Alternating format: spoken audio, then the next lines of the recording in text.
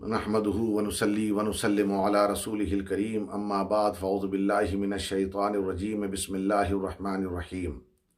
يا ايها الذين آمنوا اطيعوا الله واطيعوا الرسول واولي الامر منكم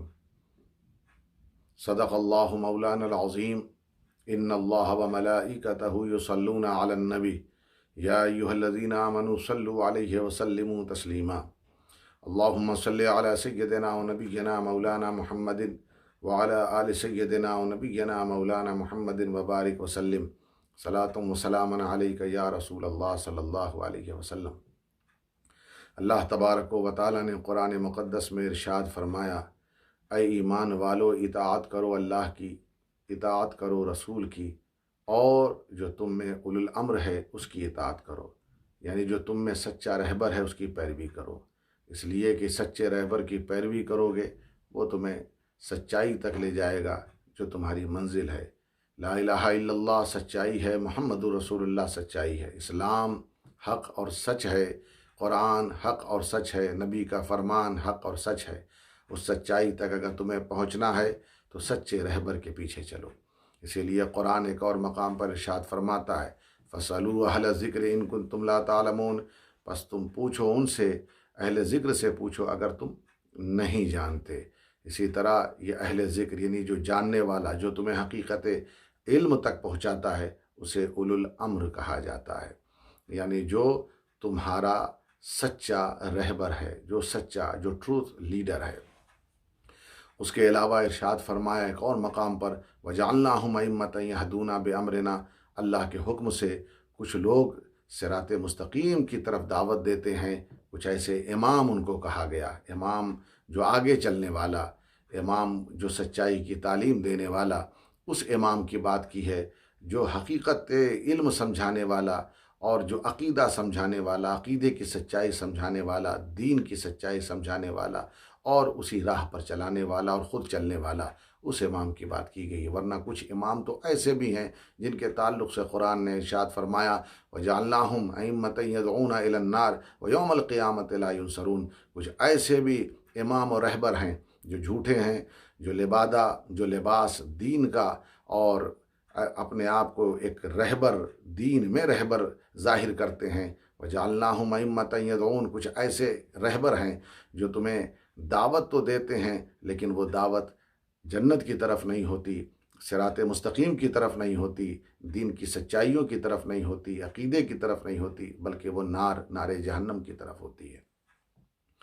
اور کل قیامت کے دن ان کی مدد نہیں کی جائے گی۔ اس سے پتہ چلا جو سچے رہبر کے پیچھے چلتے ہیں ان کی مدد کی جائے گی، اور جو جھوٹے رہبر کے پیچھے چلتے ہیں وہ میدان محشر میں بے یارو مددگار بھٹکتے ہوئے نظر آئیں گے۔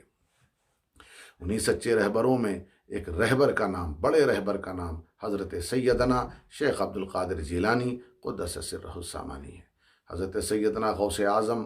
آپ نے بغداد شریف کی سرزمین پر جو کام کیا ہے اور اس کو ملت اسلامیہ کبھی فراموش نہیں کر سکتی۔ آپ کا جو دور تھا جب آپ عین جوانی کے عالم میں تھے، اس وقت اگر تاریخ کا مطالعہ کرنے والے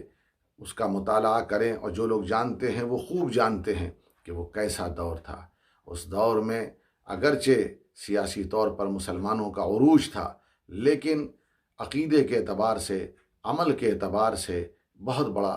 مسلمان جو ہے یعنی زوال کی طرف جا رہا تھا۔ یعنی مذہبی ٹھیکیداروں نے اپنی جگہ اس طرح بنا لی، وہ مذہبی ٹھیکیدار جو جھوٹے ہیں، اور وہ ایسے رہبر تھے جو نار کی طرف لے جا رہے تھے، جو اپنے آپ کو دین سے، شریعت سے اوپر ظاہر کرتے تھے، ایسے لوگوں نے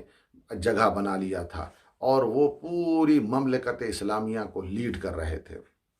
ایسے خود حضرت سیدنا شیخ عبد القادر جیلانی قدس سرہ السامانی سر الاسرار، سیکرٹ آف سیکرٹس میں آپ فرماتے ہیں کہ خود صوفیہ کے نہ جانے کتنے طبقے تھے، یہ باطل اور جھوٹے صوفیہ تھے، جھوٹی تعلیم دیتے تھے، لوگوں کو ورغلاتے تھے، لوگوں کے ذہنوں کو خراب کرتے تھے۔ آپ نے وہ تمام جاہل صوفیہ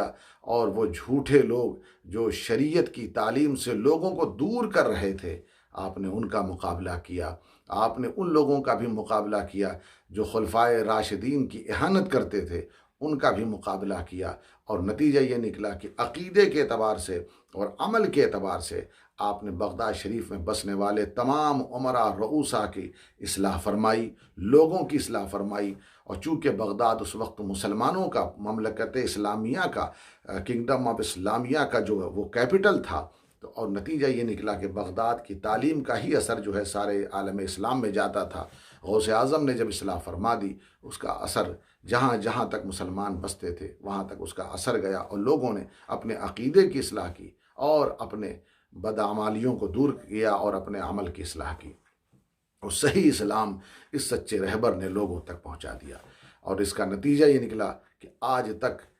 سیدنا شیخ عبد القادر جیلانی کو اور ان کی قربانیوں کو مملکت اسلامیہ، ملت اسلامیہ، عالم اسلام آج تک فراموش نہیں کر پاتا۔ اسی لیے جب ربیع الثانی کا مہینہ آتا ہے تو غوث اعظم کو خصوصی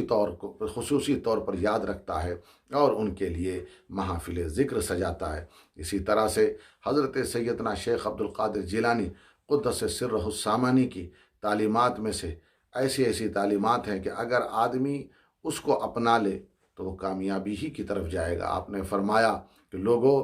گناہ کا سرچشمہ کیا ہے؟ گناہ کا سرچشمہ یہ ہے کہ تم حرص سے بچو، حسد سے بچو۔ یہ حرص اور حسد یعنی کہ جو تمہارا جو گریڈ ہے، جو تمہارے اندر جو جیلسی ہے، اس کو اوپر مت آنے دو، اس کو زیادہ ظاہر مت ہونے دو، اس لیے کہ یہ جتنا ظاہر ہوگا اتنا ہی بڑھتا جائے گا، اور نتیجہ یہ نکلتا ہے یہ تمہیں گناہ کی طرف لے جاتا ہے۔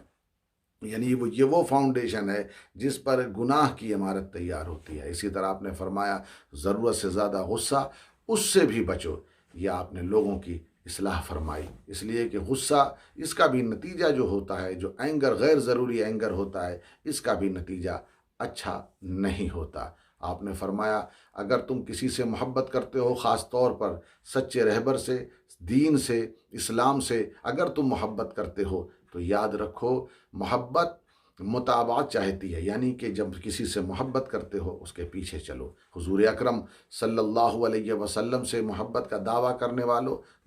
حضور کی پیروی کرو، حضور کے پیچھے چلو۔ قرآن سے محبت کا دعویٰ کرنے والوں قرآن کے فرمان پر عمل کرو۔ یعنی کہ یہ محبت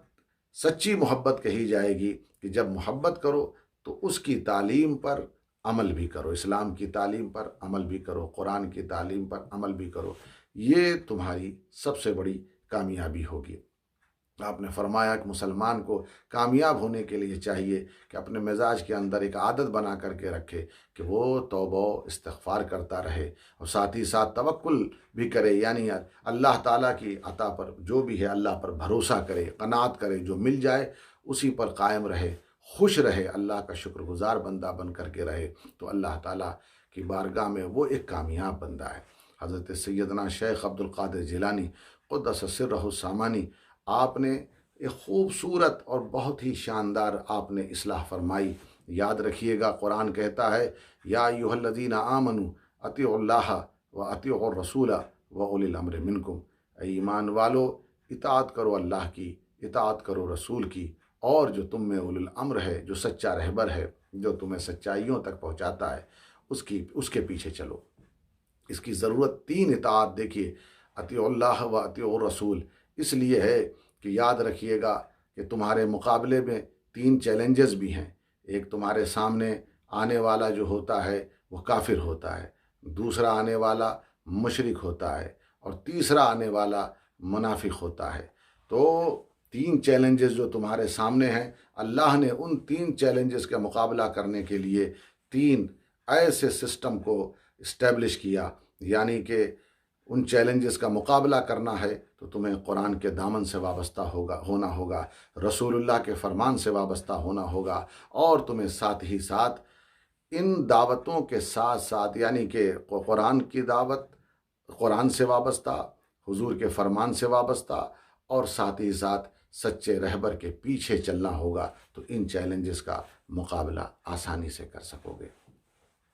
یعنی کہ یاد رکھیے گا، اسی طرح ایک بھیجنے والا اطیع اللہ، اللہ نے بھیجا، اور ایک دین کو پہنچانے والا اطیعوا الرسول، تاکہ تمہیں پتہ چلے کہ دین کو پہنچانے والا کون ہے۔ اطاعت کرو رسول کی، رسول کے پیچھے چلو، اس لیے کہ دین کو پہنچانے والے حضور ہیں۔ دین آیا اللہ کے پاس سے حضور تک، اور حضور نے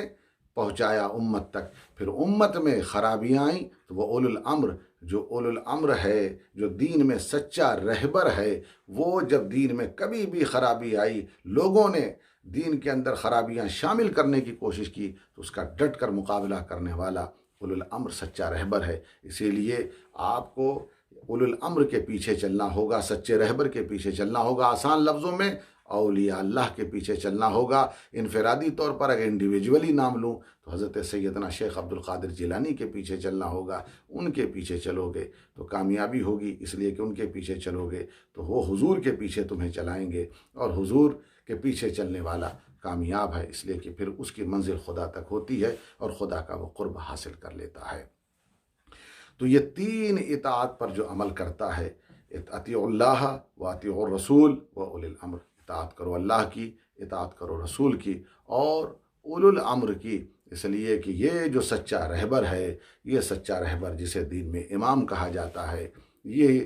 تمہیں کامیابیوں کی طرف لے جائے گا۔ جو بھی حضرت شیخ عبد القادر جیلانی کی تعلیمات پر عمل کرتے ہیں وہ یقیناً کامیاب ہیں اور کامیاب رہیں گے۔ جو ان کے دامن سے وابستہ ہیں انشاءاللہ وہ یہاں بھی کامیاب ہیں اور آخرت میں بھی کامیاب ہوں گے۔ اسی لیے میں دعا کرتا ہوں اللہ تبارک و تعالی غوث اعظم کے صدقہ اور وسیلہ سے اس وبا سے نجات عطا فرمائے، اور ان کے فیضان سے، غوث اعظم کے فیضان سے ہم سب کو مالا مال فرمائے اور سب کی مرادوں کو پورا فرمائے۔ وآخر دعوانا ان الحمد للہ رب العالمین۔